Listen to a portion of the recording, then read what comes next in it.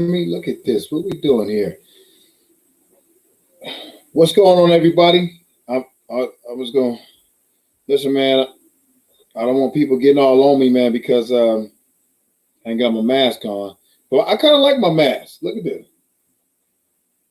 You know what I'm saying? They look at me weird when I go in stores, though. Because I got a beanie on. I'll be having this mask with a beanie, and they be looking at me like, I hope that brother.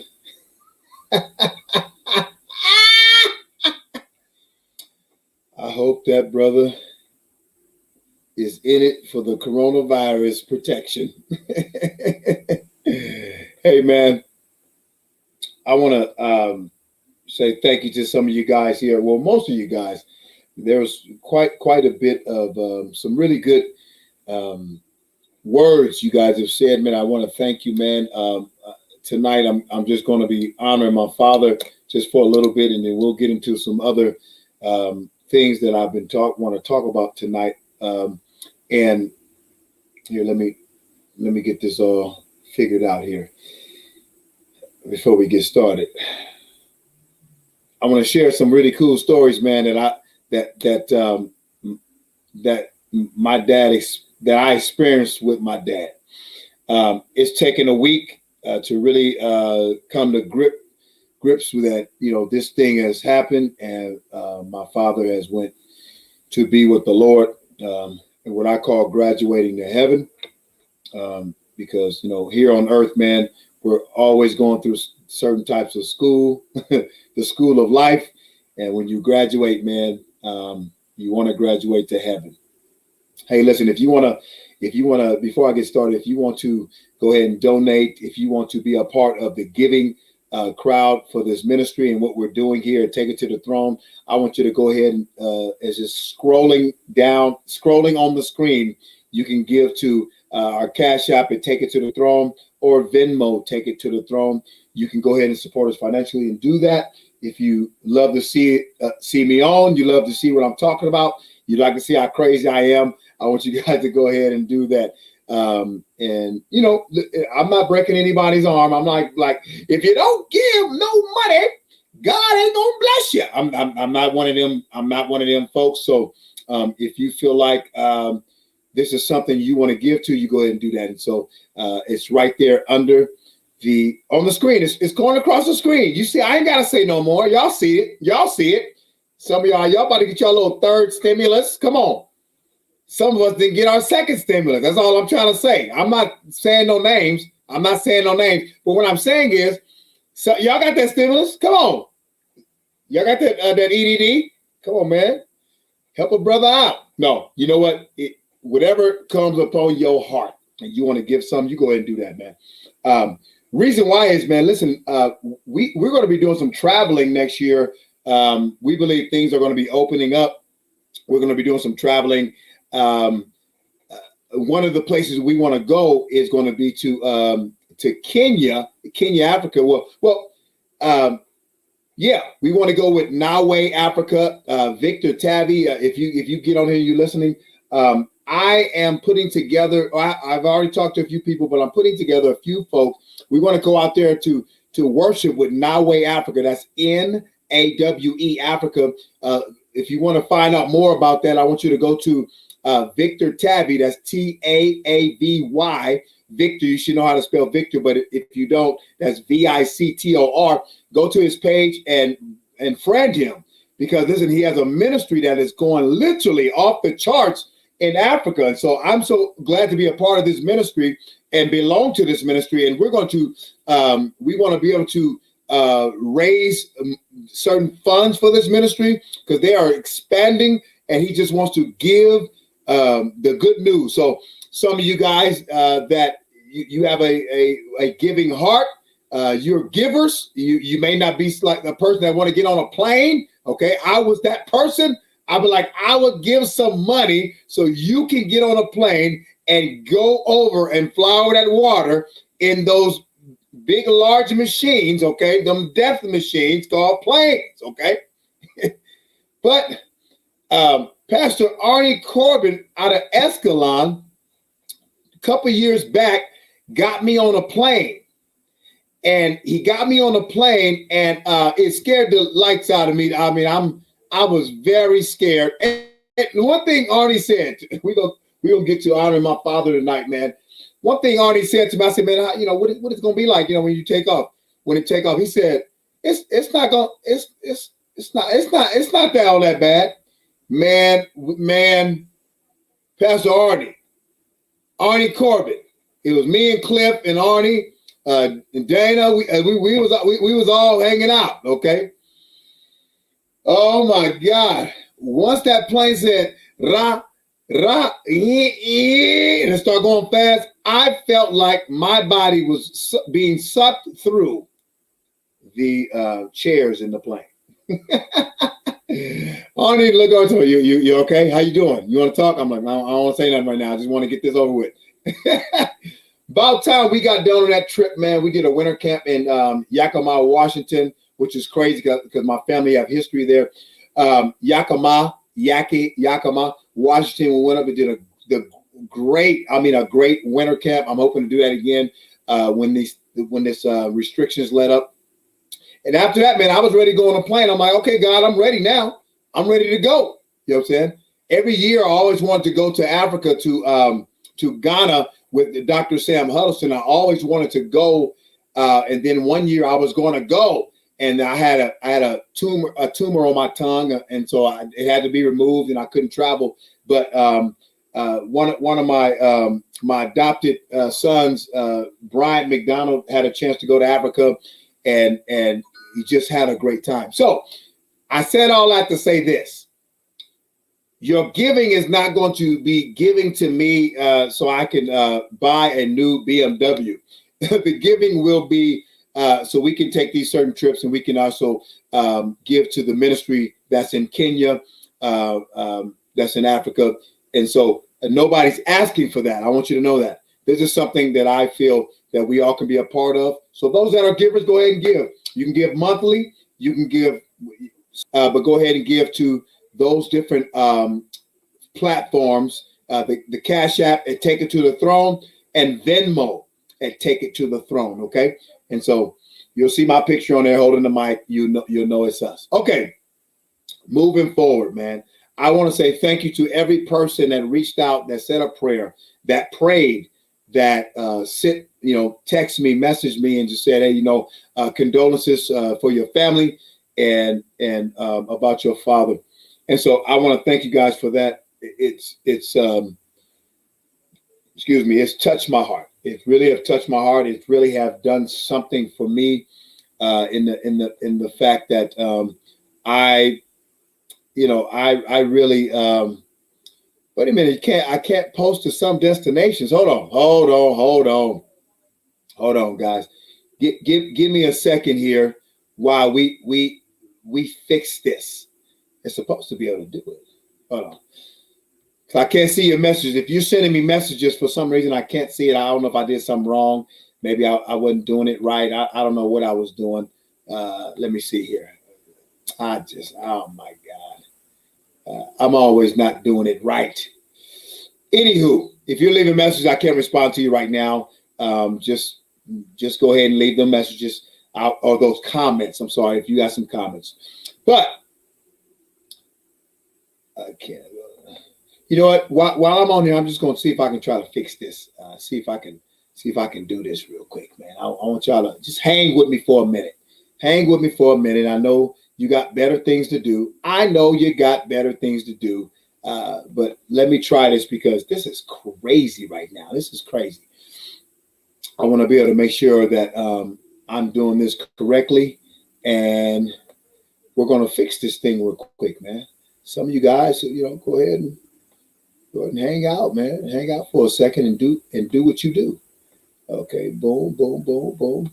Okay, I'm gonna do that there. I'm gonna do that there.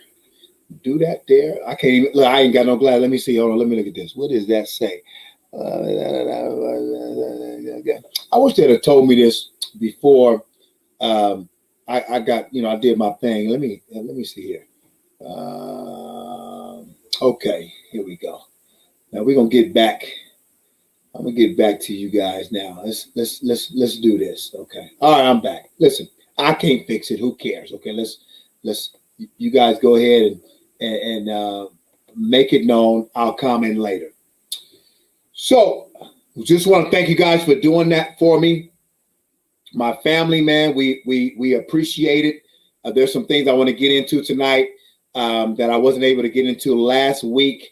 I just want to say that. But before I do, some of you guys don't know the situation about my father. And, you know, I don't have to share this, but I'm going to share it. The reason I'm going to share it is because it's very, very important for me to share this. Because I have a lot of family on my Facebook and Instagram and all this other things. So people have to know this. And I want you to know this because I don't want you to think I'm crazy or weird. Okay. I'm going with it. My father that raised me, that provided for me, that took me in, and when I was 5 years old, this man married my mother, and grafted us right into his family, to his DNA, to his structure, to everything. It was like being grafted in. And there's a few men in my life that I was able to call pops or father or dad. And but Robert Laverne, we called him Bob, and for a long time, just call me Bob. And you ain't got to call me no daddy, call me Bob. And for a long time in life, I didn't, you know, of course, you know, you young teenager, I thought everything was, he hated us, it was bad. And, you know, we went through that. But there was a point in time in being mature where I realized that this guy was my father. This guy was solid. This guy got up every day and went to work. Worked in the post office, manager, postmaster, all that stuff, right? This guy, I remember, this guy named Robert Laverne, my dad, my father, okay?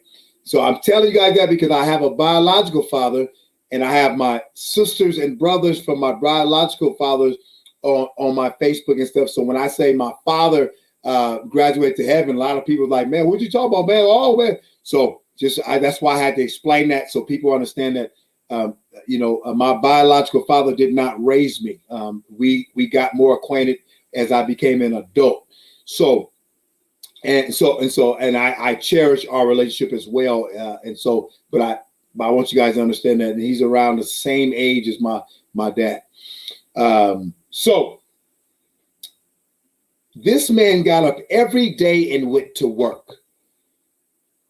I remember, and if my siblings watch this, they'll remember this. My dad, my father got hit by a car in downtown Oakland. Okay. I think he was on his bike. How he got a bike down there, I don't know, from San Pablo, Richmond. I don't know. I don't remember how he did it, but he had a bike. And I think he was riding a bike to work. Hear me. Somebody, one of my brothers will help me and correct me on that. Probably my brother, Steven. But my dad was the epitome of a man getting up and going to work every single day. Okay. He got his 2 days off, which we hated those days off. We hated those days off because, man, we worked like slaves. We understood what it was like to work. Okay. We got up at 6 a.m. before school started sometimes, and you got to go out there and pull that. And he would say, you got to dig that ground up. We was turning over the dirt so the grass wouldn't come through, and we would be picking weeds. We would pick weeds, man. Man, this is in modern day. Okay, this is not that long ago. We were picking weeds. Okay, my dad was all about. Listen. So let me go back to the story. He got hit on a bike. He got home that day. Say it was on a Tuesday. He got hit that day around lunchtime. Okay, I think he went to the hospital. He had a little whip blast in his neck. Something happened. The man got up the next day and went to work. I said, me and my brother Steven said, we think at the time we called him Bob. We think Bob is a robot. We thought he was a ninja. We thought that he was listen, we just thought he was not human. I thought to myself, oh my God. But later on in life, it taught me how to still get up. Even if things are tough, you still get up and fight your battles. Just because you get knocked down, see, this is in a scripture, that doesn't mean you're knocked out. And so my father taught me the gospel without ever going to church. So my father taught me principles and taught me everything, my work ethic, everything. People ask me, man, why are you always doing certain things? You're always working. Because, man, it's been put in me by my father. My father, we got to go to work. I got to go to work doing something, okay? Even right now, if I'm behind a computer for 6 to 10 hours a day, I have to go to work. I got to make some money, okay? When I work a night shift and build my business in the daytime, I got to go to work, okay?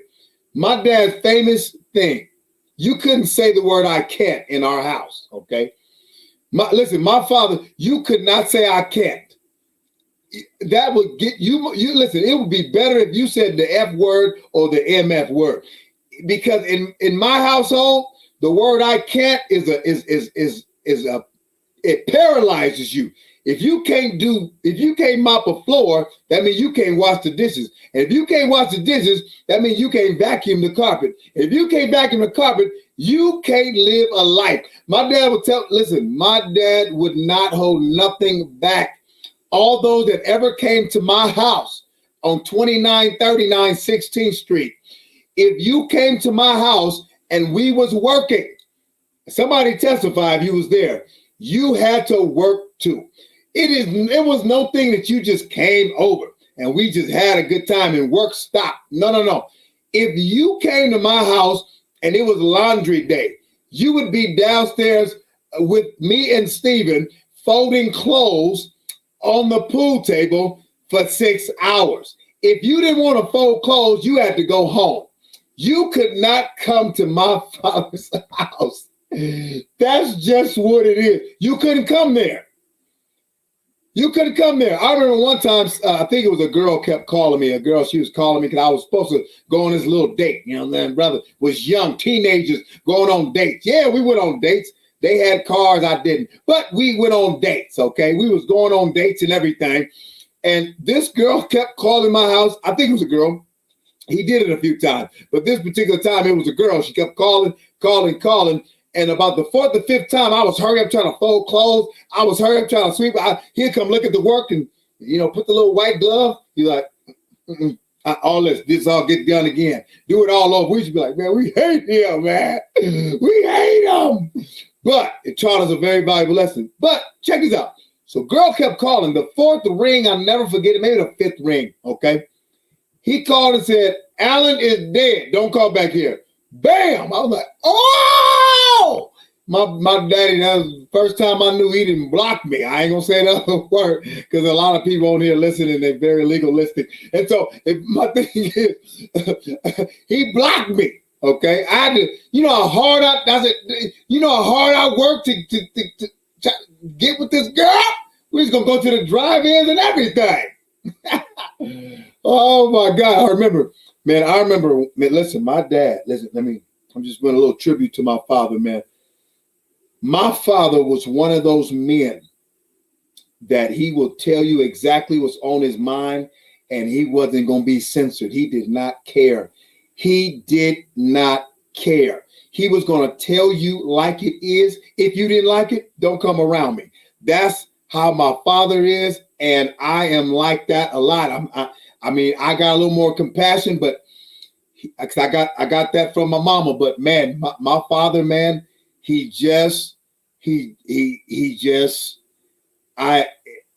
man, a lot of times I didn't even want to bring my little dates over. I remember one time, man, going on my dad. My dad, he was all about, we bring ladies to the house, my mother would be like, oh yeah, okay. That's nice. Oh my God, you got a little girlfriend. My dad would say, hey, let me ask you a question. Girl be like, yes. Why are you with him? Oh, I think I love him. He said, I love him. Well, what you love about him? He ain't working. He ain't got no paychecks. Okay. He barely go to school. What do you love about him? Because listen, sex gonna run out. Sex don't pay the bills. Sex don't pay the bills. So what you gonna do with him? He gonna play on you. He gonna play on you. I'm like, Dad, Pop, don't do. What are you doing? He would not care. He didn't care how his hair looked. He combed it out. But the brother always was smelling good, looking good, and always kept a certain way about it. He didn't care. He didn't care. My dad didn't care. He'd pass gas right by. He won't even say nothing like, excuse. We'd just be like, friends over, he'd be like, wow. Listen, I want y'all to get this garbage out. I'm not playing. Get this garbage out. If I got to tell you again, if I tell one more time, if I got to say it one more time, get this garbage out. That's my dad. I love my father. I became very, very close to him about 18 years ago. Dad was always, man, he just did the rules. You make the rules. You better do this, do that, get it done, save your money, work every day. It's what you got to do, okay? Whatever you do in life, you better love it. If you don't love it, don't do it.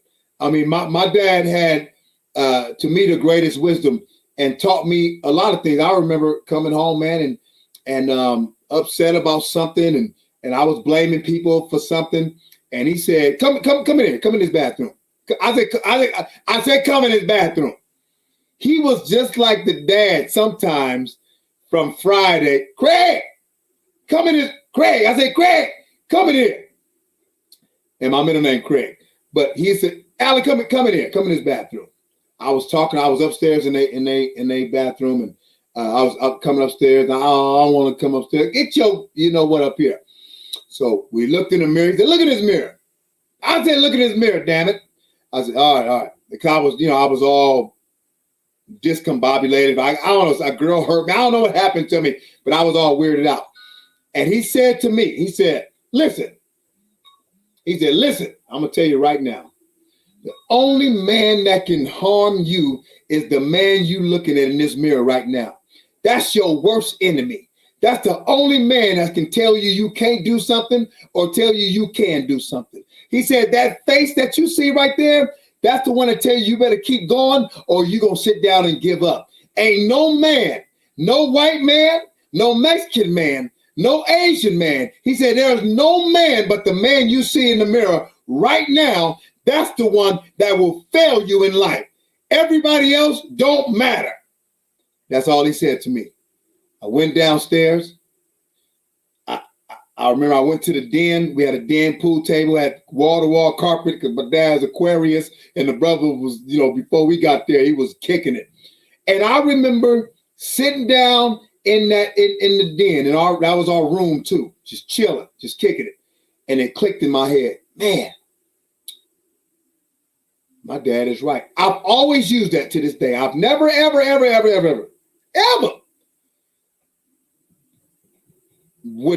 been down on myself the way I was that time.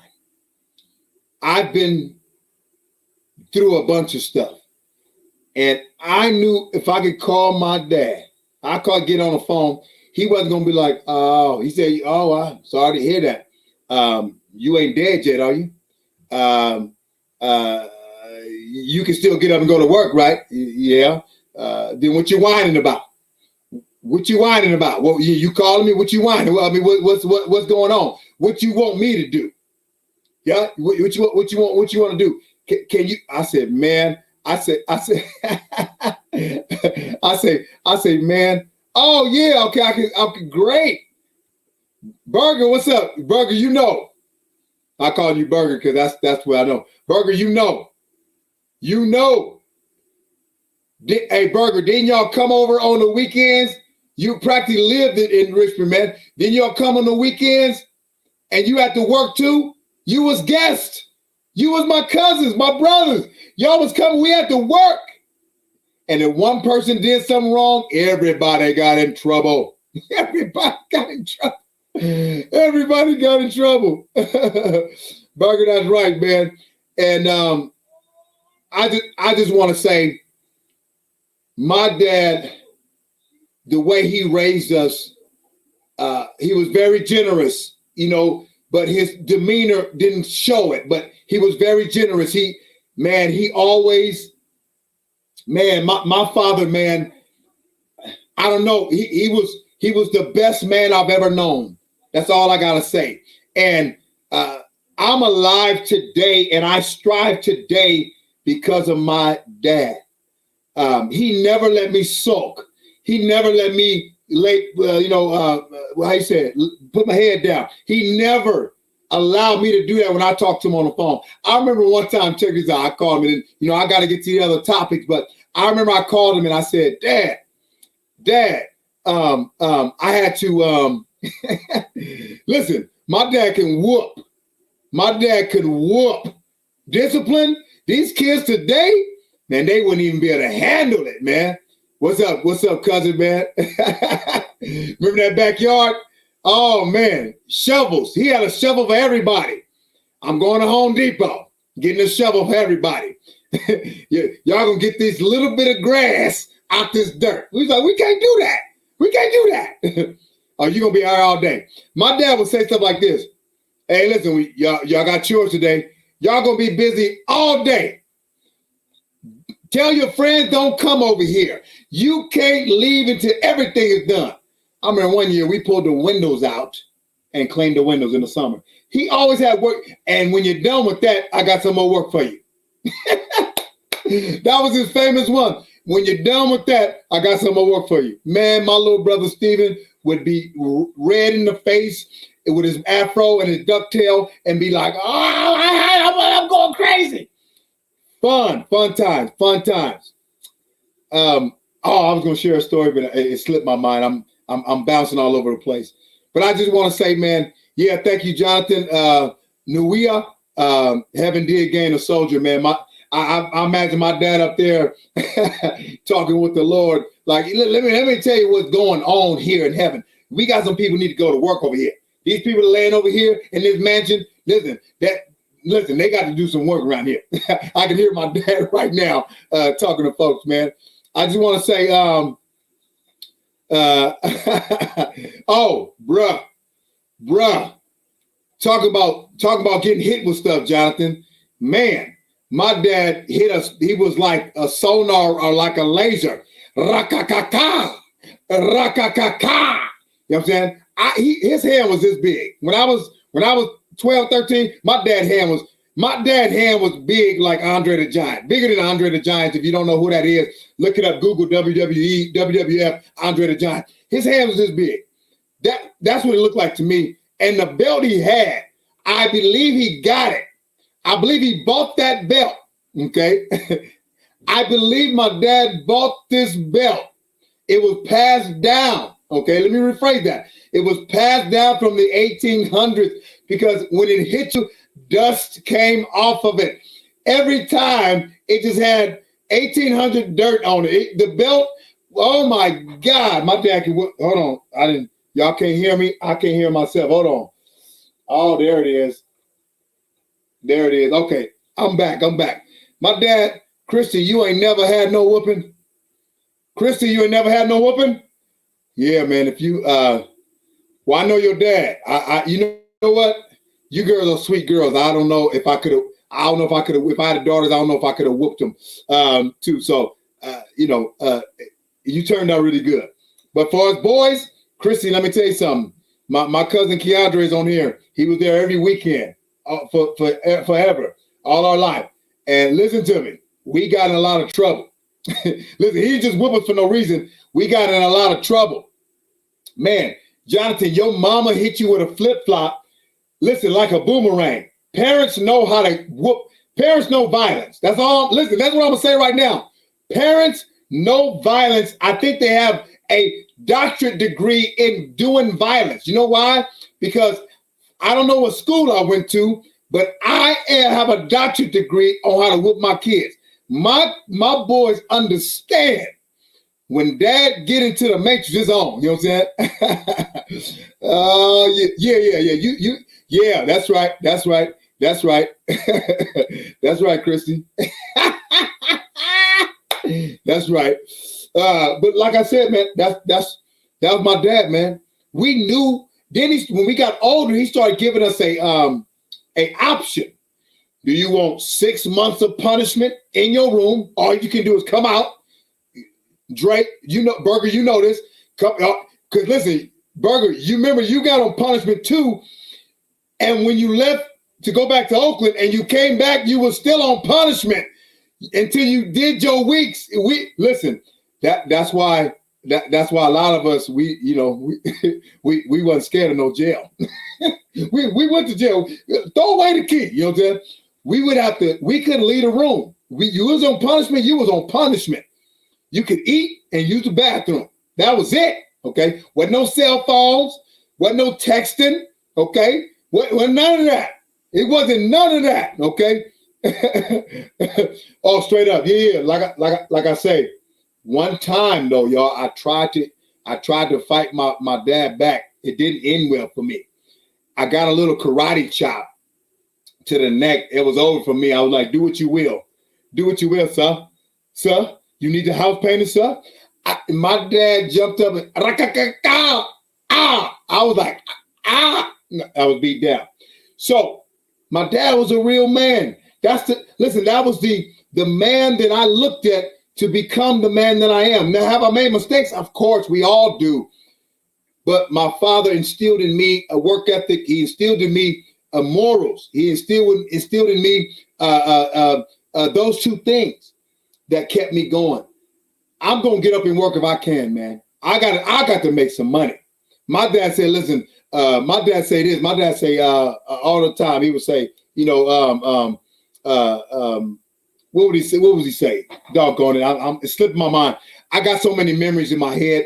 I just wanted to share some of that tonight. This 30 minutes of it. Shared it about what my dad was. I want to tribute to my father, man. This man invested into my life. This man fed me, he clothed me, he put a roof over my head. We never had to worry about being homeless. My father went to work and made sure all the bills were paid. All the time. All the time. We had no problems. My dad made sure of that. Okay. We grew up in a certain area. But shoot, man, I was more scared of my dad than the police. Send the police. Send the police. But don't tell my dad I'm in trouble, man.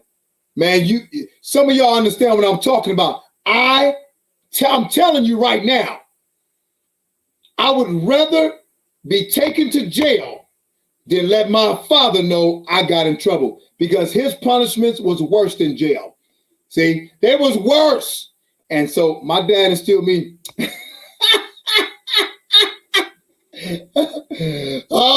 That's Burger. That's right. Matter of fact, I think that's why you got in trouble. We did sneak out. Remember Steven snitched on us though. But I snuck out of the window and went over to Auntie Vicky house, kicked it with Tia, and I was nothing them over there. But hey, remember that little that house across the street from Tia house? That's why we were sneaking out. It was, oh my God, I can't even get into that right now. That's gonna have to be on a whole different message, okay? We had such a good time though, and my dad opened up that house to a lot of people, man. A lot of family members, a lot of people. Thanks, sis. Thank you, sis. I appreciate it, and I'm been watching your progress, man. You doing well, man. I'm proud of you, man. 9 kids, man. I said, man, bet nobody ever say nothing to you, man. It's gonna cause the bishop to go crazy on them. Thank you, sis. I just gotta say, man, cherish your parents while you got them now. My mother is already in heaven. She preceded my father, and you know what? My father, man, he's there now. And the last couple of weeks that we had together, it was amazing, man. We were on the phone every night praying, man, praying in the spirit, man, asking God for healing, asking God to do a miracle. And you know what? My dad at the end, he just was in a lot of pain. And I just want to say to my sister, my youngest sister, Brittany, I want to say, Brittany, I want to tell you, you took care of our parents. I'm gonna try not to get emotional right now. You took care of our parents. You was there for mom. You know, when we was out working, doing our thing, we couldn't be there every day. You was there every day. You was there with dad every day. You was there, man. You was there after hearing in all the agony and the pain. You was there. You was praying for a spirit. You was praying for a soul. You was organizing stuff. Sis, you the one. So sis, if you hear this, I'm gonna see you in a week or so in California. I'll be coming to California to do the service. But I'm telling you, sis, I love you, man. And I'm so glad you was there for dad. I'm so glad you was there for mom. And I want you to know that, man, there is not enough I can give you, not enough words I can say to you, sis. Brittany Chanel Laverne, there's not enough I can say to you. You have done what the scripture has said to do to take care of your parents. That's all I got to say. That's all I got to say. I just want to say I love you, Dad. And we'll see you on the other side one day. And I got to tell you this, man. That's the reason why I don't shy away from some of the fights, whether it's political, whether it's spiritual. I don't care what it is. Because, see, you don't have to like me. I don't wake up saying, I hope these people like me. Because if I say this, they're not going to like me. I really don't care. I do not care, okay, if you don't like me. That's all right. We still can have a discussion. You understand me? We still can have a discussion, man. Thank you, Don. Thank you so much. Thank you so much. And, you know, we can still have a discussion, but we ain't got to hang together. You ain't got to like me, okay? Because I'm going to still stand my ground. I'm going to still be who I am. I'm going to be who I am 24/7, okay? Whether you like it or not, whether you think I shouldn't be saying something because I'm a minister, or whether you think I shouldn't be saying something because I'm a father, I don't care. It doesn't matter. Because what matters is do Alan know who he is?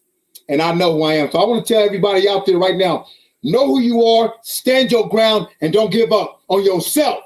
Don't give up on yourself. Because listen, don't put too much energy on everybody else, because everybody else is not going to put that energy back into you when you need it. That's all I'm saying, man. So moving forward, my dad was a man's man. He was the bomb. It was all good, okay? It was all good. Is there's more stories to that? We got our tails whooped. We got beat down. we got discipline. We had love. We got fed. And shoot, when I was 18, my dad said, "You think you too grown to be here? You got to go." Okay. Best thing ever happened to me. Best thing ever happened to me. She said, "You got to go." It wasn't like next week. You got to go right now. Okay. And that's what brought me to Patterson. That's the only reason why I know Patterson, where the heck Patterson was.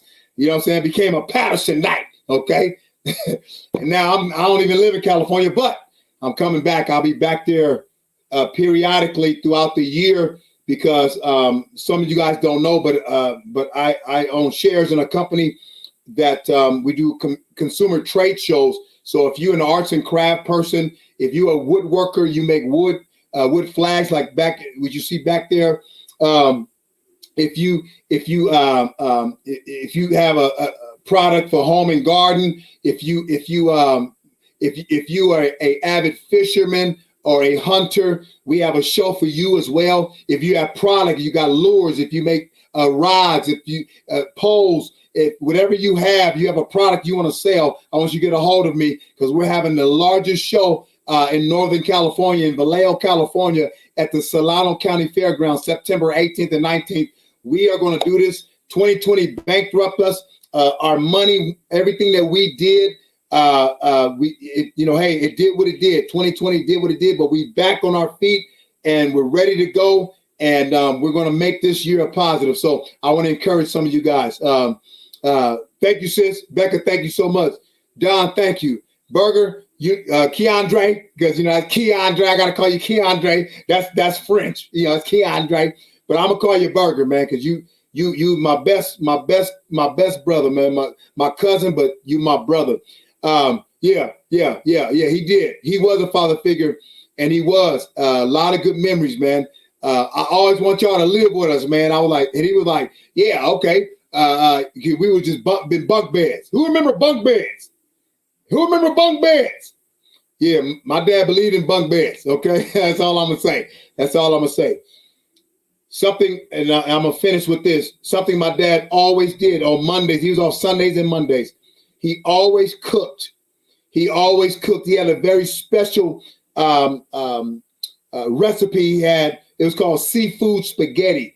I'm telling you right now, I've never tasted anything like it. I believe it was something from the South, Cajun dish, and he would make it, and it'd be the best food ever.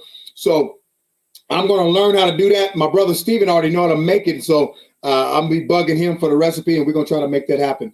So to all my siblings that watch this video, I love you guys. I'll see you guys in California for Dad's service in a week or so, whenever we get the dates together. And hopefully come by and visit some of you guys that I haven't seen in a few years. I'll come out and make that happen. Hey, moving right along, man. And I know some of you guys have to jump off. You got families to take care of and all that stuff. But tonight I want to be a little bit of tribute to my father. And then I want to talk about a couple of things that I was going to talk about last Friday. But then, we got the news about my father. And so I had hey, Burger, we definitely was washing dishes with the radio on 106.1 KMEL. Remember the Love Station when it come on at 9 o'clock? Somebody help me out with that. What was it called? You could call in and say, yeah, I just want to tell my baby Sandra, you know what I'm saying, that I'm thinking of her. You know what I'm saying? Could you play Troop? All I do is think of you. You know what I'm saying? We used to be in the kitchen singing. You know what I'm saying? All I do is think of you day and night. That's all I do. Was that Troop? I can't remember, but I think it was. So we would be singing all that. We would be doing all that, singing dishes. And then, hey, we sound like, we used to sing this song all the time. Burger, remember this, Burger? We used to sing the song all the time, washing dishes. Lean on me when you're not strong. It was like a Negro spiritual up in there. Cause I'll be your friend. Somebody over there mopping, somebody sweeping, and somebody washing. We washed and dried the dishes and put them away. Who does that anymore? Nobody. You know what I'm saying? Quiet hour. That's right, Berg. I remember one time we lied and said and told my dad that Burger didn't have no school because we wanted him to stay over on a Monday. And we lied and we got in trouble for that. We got whoopings for that too. We should be in their kitchen singing. That's where we started our singing career. In the kitchen at 2939 16th Street. Washing dishes, sweeping floors, mopping, vacuuming, right? Washing the house off, right? That we were singing. We was like old Negro spirituals, okay? Who said slavery died in 1800s? It was as well alive when we was teenagers. So moving forward, man, I just want to give a couple of shouts out before we continue. I want to give a couple of shouts out to the family that's doing something. You guys are doing something phenomenal. I want to give a congratulations to my brother, Steven. He is opening up a vocal coaching school, and it's called Unlocking Your Vocal Superpowers. Go on Instagram, and you can find it at Stephen Allen Jr. Okay, but this is something separate, guys. Love you, cuz. I love you so much, man. I can't wait to see you again. And may God bless you and heal your body, Burke. I'm praying God's healing over your life right now, Burke. Unlocking your vocal superpowers. From my brother's open up. He's in a process, but he's doing it now. It'll be all his merch and everything will be coming in the next month or so. But it's called Unlocking Your Vocal Superpowers. I want you guys to find him on Instagram, Stephen Edmond Jr. You can go on my Instagram and find him. You can go on my Facebook and find him as well.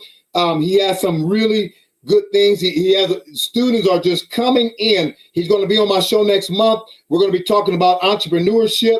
We're going to be talking about different things next month. So you guys don't miss it. If you got daughters, kids, if you got family members that really want to learn how to sing, how to really tighten them vocals up. Bumblebee. If you want to get that together, you got to call my brother. You got to get a hold of him. Unlocking Your Vocal Superpowers. If you're getting ready for a play, getting ready for a Broadway thing, I want you to holler at him. I want you to holler at my brother. He opened up his school, man. I'm so proud of him. I'm so excited for him. So get with it. The next thing I'm looking at right here is, y'all know I post a lot of things as a minister. Y'all people be tripping like, I can't believe he's listening to rap. I can't believe he listens to gangster rap. Who you think I am? Where you think I'm from? Okay, that's what we do. West Side. Okay, that's what we do. We like music. Okay, don't try to put the shackles on my mouth. Try to put the shackles on me. Don't try to do the shackle thing. Okay, all right. So here we go. Hostile Takeover. Go get the merch. HostileTakeover.com. I think it's .com or .org. Anywho, you're gonna find it. Okay. You can also find Hostile Takeover on Instagram, along with Zoe the Roaster. That's my older brother. Long Shot Lonzo. We know him as Alonzo. Patterson know you, Lonzo. They know you. They remember you was in worship service in the church. Okay. I'm just saying, yeah, and you're not ashamed of that. I already know. Hey, Becca, seriously, I was just singing. Hold on, I'm gonna remember it. I'm 45 now. My mind. We're blessed in the city. We're blessed in the fields. We're blessed when we come and when we go. I forgot the other part. Down every stronghold and the defeat. Until the devil is defeated, we are blessed. No, I didn't do that, but I'm just messing around tonight. Becca, I was just singing that, and I can hear y'all harmonies, because y'all have the greatest harmonies. Oh my God. You and Angel, man, we used to blow the church up, you know what I'm saying, with them vocals. And y'all was off the hook, man, with that. And so love, can't wait till we get together and do it again. And maybe we got to do something. I come down there and visit and have John on that guitar, you know what I'm saying? And just getting down. So, sis, yes, I miss those days. I sing those songs a lot in my quiet time, my private time, and I'm looking. I can't wait to get back into doing that, especially with y'all, man. Not with anybody, but y'all. Okay, everybody can't hold that harmony. Can't do that harmony. You know what I'm talking about. So, Hostile Takeover, Zoe the Roaster. Long Shot Lonzo, his album is out. Go hit the website. Go check him out. He's on my Instagram, my Facebook. But go to Instagram, Long Shot Lonzo. I want you to give him some props. That's my nephew. Also, my other nephew, Enzo. It's March the 5th. The album drop. I'm saying album because I'm 45, but the music drop. And go on Instagram. You find Enzo. Go to Hostile Takeover. Go to Zoe the Roaster. Okay, you will get the message. Okay, I'm supporting my family. I don't care who don't like it. It doesn't matter to me. What I'm saying is, I want you to go out and get this music, because listen, we're entrepreneurs and we're gonna bless our families with this. Okay, so we got to get it done. Hostile Takeover. Okay, Silverback Entertainment. That's where it's at. You heard? Okay. Last but not least, I want to say my younger cousin, man. I believe he still lives in Patterson, but he has a clothing line called Yang, Yang. Won't you go on Instagram, and I want you to find him too. Go get the merch. Yang. Listen, he's out in I can't remember the young lady store out in LA. The boy he blowing up. He like a man at a gas station with a cigarette. He about to blow up, okay? He blowing it up. And so go get that clothing. Go get Yang Clothing, Yang. That means young and naturally grinding. I want y'all to bless him. He's still in Patterson, I believe. He's been going back and forth. The brother been in Southern Cal. The brother making all kind of merch. I got to get me some merch to put it on, okay?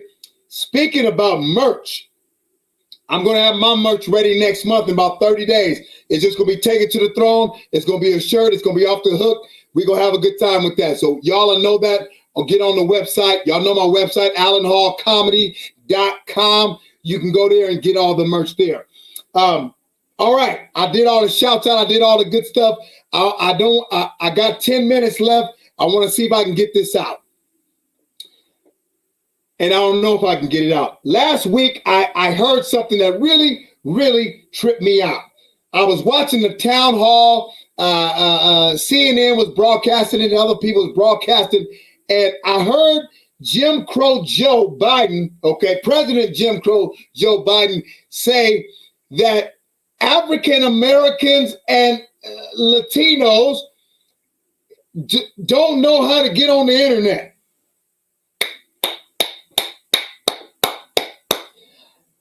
I don't know about you. I almost started a riot. I almost caught a bunch of brothers with American flags and guns on the back of their truck and say, we got to do a rally because we just heard a white president say that African Americans was too dumb to get on the internet. That's what he said. He did not say anything else besides that, except for we don't know how to get on the internet. Now, I want to see how many Black and Latinos or minorities are on the internet right now. And how many of you guys, how'd you get on? Was you guys staring at the computer like, oh man, how do I get online to get in line? Now people say, oh, there you go, Alan, there you go again talking politics. I thought y'all said we had a white supremacist as a president in President Trump. I thought y'all were saying that the racist president is now gone and now America is free. This is not the first time President Jim Crow Joe Biden said these things about African Americans. He also said this in the 90s. He said it in the 80s. He called African or blacks animals, predators, okay? And he used the N-word all the time with the ER. With the ER, okay? He said the N with the ER, okay? He always been saying it. Most of y'all don't know this, though. You're about to hear it. This is breaking news. Joe Biden, Hillary Clinton, some of those others, but mainly Joe Biden was also a part of the crowd of voting against segregation. As far as he wanted segregation, he thought segregation was good. Okay, he liked it. Okay, he understands that. Okay, and let me just give a couple things because I got a few minutes and I wanted to get this off my chest because I haven't heard the media say anything about this. And I'm saying to people, so am I still a conspiracy theorist? Am I still whatever name you want to call me? Because the media there's no marches in the street. I don't hear Black Lives Matter marching in the street because Joe Biden said we're too dumb to get on the internet, to get in line. We don't know how to get in there. Not so much in the city, but in the rural area. What are you talking about, man? You are the most racist white man that I know. Okay, so if you want to talk about white supremacy, there you go. President Jim Crow Joe. That's who he is. That's what he's about. He's always been that way. He was mentored by Robert Byrd. If you don't know who he is, I want you to Google him, okay? Robert Byrd was a grand wizard and recruiter for the KKK. He was a senator that both mentored Hillary Clinton, Joe Biden, and he mentored a plethora of others that keeps this racism in our political systems. This is what they do. I know some of you guys don't want to hear it. That's too bad. I'm going to say it. You can just turn it off. Get off the video. Mute me. Turn off the notifications. But Alan is going to speak the truth. I have never seen, now hear me, there may be a small percentage of older Black and Latinos that can't fully operate a smartphone, okay, or completely understand everything about the computer, but doggone, they know how to get on that internet. You know how I know? Because that home network, shopping network, they be shopping. Alan, all they got to do is call. They know how to get online and use their credit card. They be shopping. I know. Okay? Black people know how to get on the internet. I want to squash that lie right now. Black people know how to get on the internet. And guess what? If we don't got the internet, we know how to get the internet. We know how to steal the internet. I said the word steal. We know how to borrow the internet from the neighbors, okay? We know how to do it. Listen, we've been doing it with cable for 50 years. Has cable been around 50 years? Okay, let's say 30 years. I used to know how to get on the pole and hook the cable up, okay? Drew, what's up, baby brother? Drew, what's up? We got to hang out. I know you're coming to Vegas, Drew. Drew, I know you're coming to Vegas.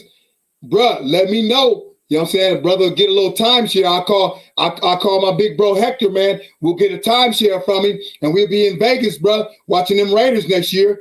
Okay? Coronavirus or not. You know what I'm saying? Right? It don't even matter. Drew, love you, man. Love you, Drew. Miss you, man. Drew, I miss you, man. Drew, I remember a song you sang, man. It was off the hook. It was oh, it's coming to me. It's coming to me. I got a few minutes left. It's coming to me. What was it? I can only imagine what it'd be like. Oh man, Drew, you blow that song.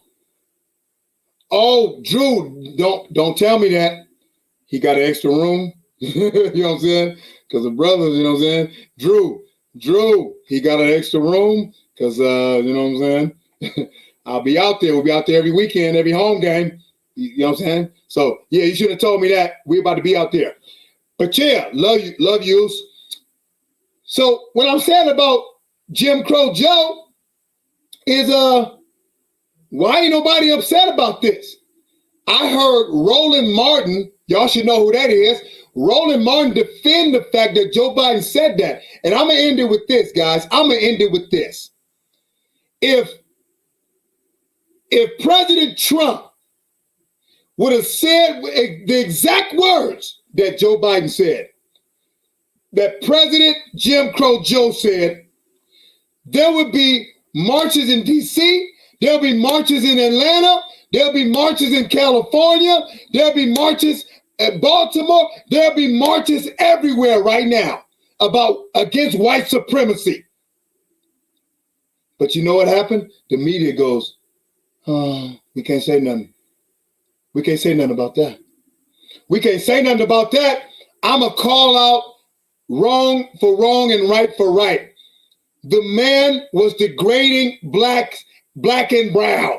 Because if black people don't know how to do it and Latinos don't know how to do it, then that means my polys don't know how to do it, right?